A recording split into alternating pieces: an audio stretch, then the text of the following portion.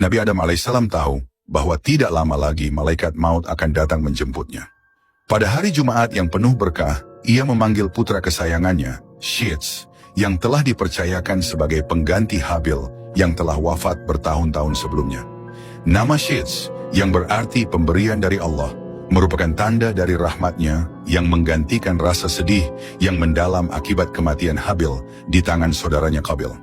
Kepercayaan dan cinta yang diberikan Nabi Adam alaihissalam kepada Shits begitu mendalam, sehingga semua ilmu dan hikmah yang diterima Nabi Adam alaihissalam dari Allah Subhanahu wa Ta'ala, ia wariskan kepada putranya. Di hadapan keluarganya yang berkumpul, Nabi Adam alaihissalam berbicara dengan suara lembut namun penuh wibawa. Wahai anakku Shits, ketahuilah bahwa ajal ayahmu sudah mendekat. Aku telah menerima begitu banyak dari Allah Subhanahu wa Ta'ala, dan sekarang saatnya aku kembali kepadanya. Engkaulah yang akan meneruskan tugas ini, memimpin saudara-saudaramu dan keturunanku untuk tetap beribadah kepada Allah Subhanahu wa Ta'ala dengan benar. Mata Shits berair, namun ia menahan tangisnya. Sebagai seorang lelaki yang telah dibekali dengan ilmu dan kebijaksanaan, ia tahu bahwa amanah ini sangat berat. Namun, ia tidak pernah meragukan bahwa tugas ini adalah kehendak Allah yang harus ia emban dengan penuh tanggung jawab. Ayah, kata Shits perlahan, aku akan melakukan apa yang kau ajarkan. Aku akan membimbing saudara-saudaraku, menjaga keturunanmu agar mereka tetap berada di jalan Allah. Nabi Adam alaihissalam tersenyum lemah mendengar kata-kata putranya. Ingatlah Shits, tidak ada yang lebih penting dalam hidup ini selain ketaatan kepada Allah Subhanahu wa Ta'ala. Dunia ini hanya sementara, dan apa yang kita miliki hanyalah titipan. Kembalikan segala sesuatu kepada pemiliknya, yaitu Allah Subhanahu wa Ta'ala.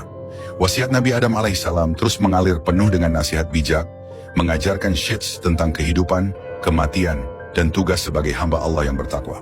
Setiap kata yang diucapkan terukir dalam hati Shits dan seluruh keturunan Nabi Adam yang hadir pada saat itu. Hari itu, ketika mentari Jumat yang cerah menyinari bumi, tubuh Nabi Adam semakin lemah.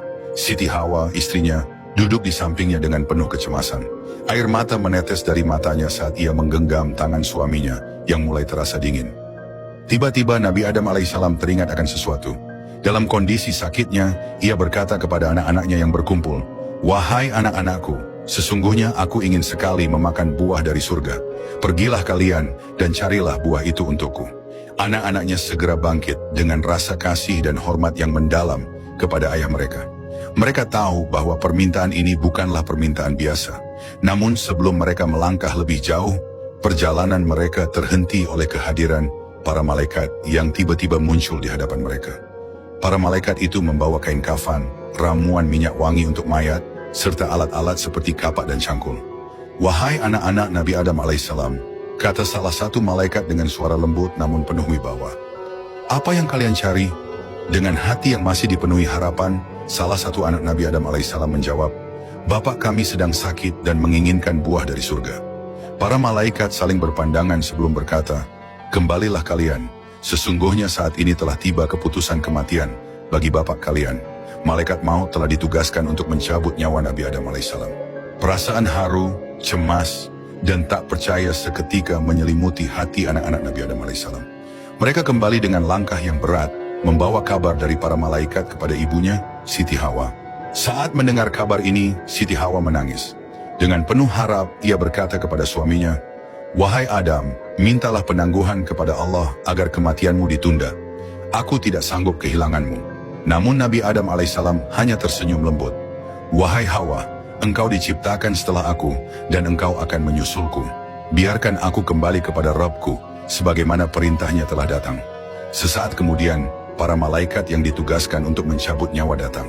Malaikat maut mendekat, dan dengan lembut mengucapkan salam kepada Nabi Adam alaihissalam. Siti Hawa yang menyaksikan kedatangan para malaikat tak dapat menahan tangisnya. Namun, Nabi Adam alaihissalam tetap tenang. Ia memandang ke arah keluarganya, memberikan senyum terakhir sebelum menutup matanya. Malaikat maut pun melaksanakan tugasnya dengan penuh penghormatan. Nyawa Nabi Adam alaihissalam perlahan-lahan dicabut dari tubuhnya, sementara suasana di sekitar rumah tersebut dipenuhi dengan hening yang mendalam. Tidak ada yang mampu berkata apa-apa. Siti Hawa terisak di samping tubuh suaminya yang kini sudah tiada, sementara anak-anak mereka menundukkan kepala dalam kesedihan yang mendalam.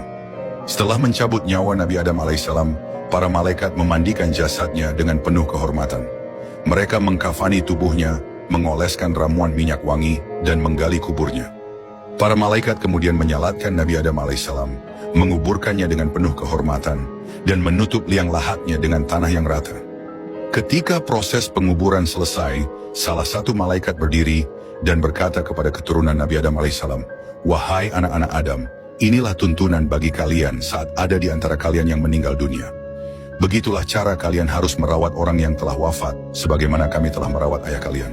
Kata-kata tersebut menjadi pedoman bagi seluruh umat manusia. Sejak saat itu, cara pemakaman yang diajarkan oleh para malaikat kepada keturunan Nabi Adam alaihissalam menjadi tradisi yang terus dijalankan hingga hari ini.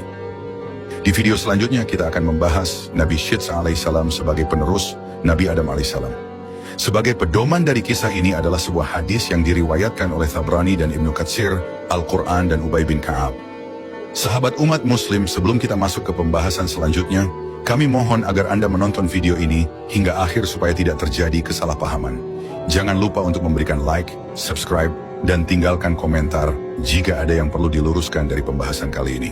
Bismillah, mari kita mulai pembahasannya.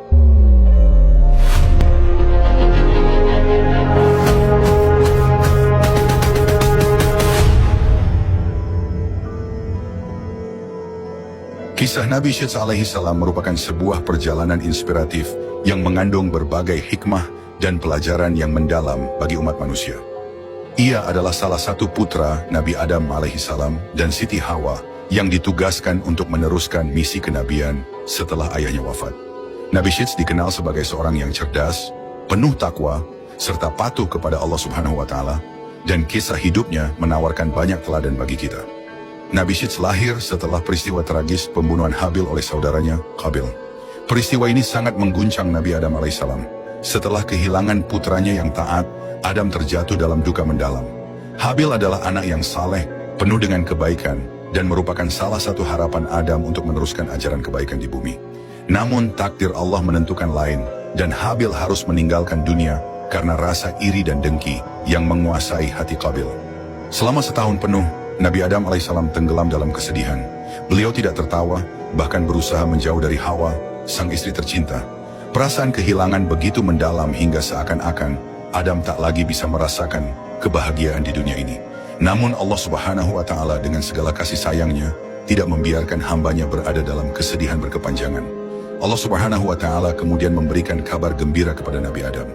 Allah berfirman kepada Adam bahwa dari garis keturunannya akan lahir seorang anak yang akan menjadi pengganti Habil, seorang anak yang dipercaya dan akan menjadi nabi setelah dirinya. Anak ini akan menjadi pemimpin yang kuat dan teguh di jalan Allah Subhanahu wa Ta'ala. Nabi Adam diberi perintah untuk memberi nama anak ini dengan nama Syits, yang dalam bahasa Suryani berarti hamba Allah. Ketika Siti Hawa mengandung Nabi Syits alaihissalam, dia merasakan suatu keajaiban. Tidak seperti kehamilan